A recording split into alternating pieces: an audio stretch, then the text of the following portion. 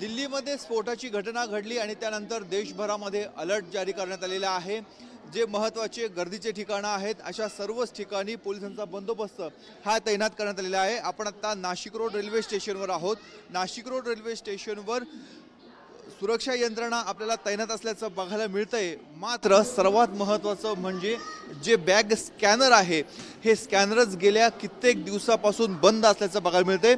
यावर साचलेली ही जी धूळ आहे या धुळीवरच आपल्याला कळतंय की याचा वापरच गेल्या कित्येक दिवसापासून होत नाहीये। सुरक्षा कर्मचारी आरपीएफचे जवान नाशिक रोड पोलीस रेल्वे स्थानकाचे जे कर्मचारी आहेत त्यांच्या माध्यमातून चौकशी केली जाते। मात्र आपण बघतोय की प्रवासी येत आहेत त्यांच्या बॅगमध्ये साहित्यामध्ये काय आहे याची माहिती मिळत नाही। इथे खरं तर मेटल डिटेक्टर असणं आवश्यक होतं। काही वर्षापूर्वी इथे मेटल डिटेक्टर होतं परंतु आता ते देखील बघायला मिळत नाही। नाशिक हे धार्मिक तीर्थस्थान आहे, कुंभमेळा नगरी आहे। काही दिवसांमध्येच नाशिकमध्ये कुंभमेळा भरणार आहे, त्यामुळे देश विदेशातून हजारो लाखोच्या संख्येने भाविक इथे येणार आहे। मात्र त्या भाविकांच्या सुरक्षेचा प्रश्न या निमित्तानं उपस्थित होतोय।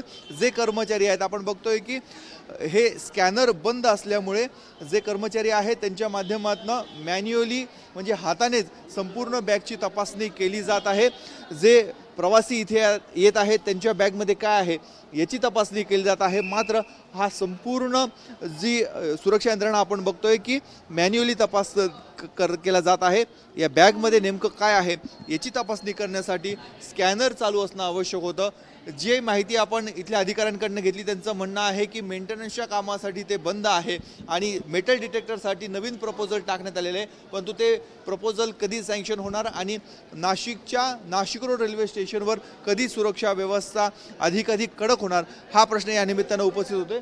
आता सुरक्षेसाठी अनेक ठिकाणी सीसीटीव्ही लावण्यात आलेले आहे। जवळपास 150च्या पेक्षा जास्त स्टाफ हा 24 तास इथे तैनात असतो।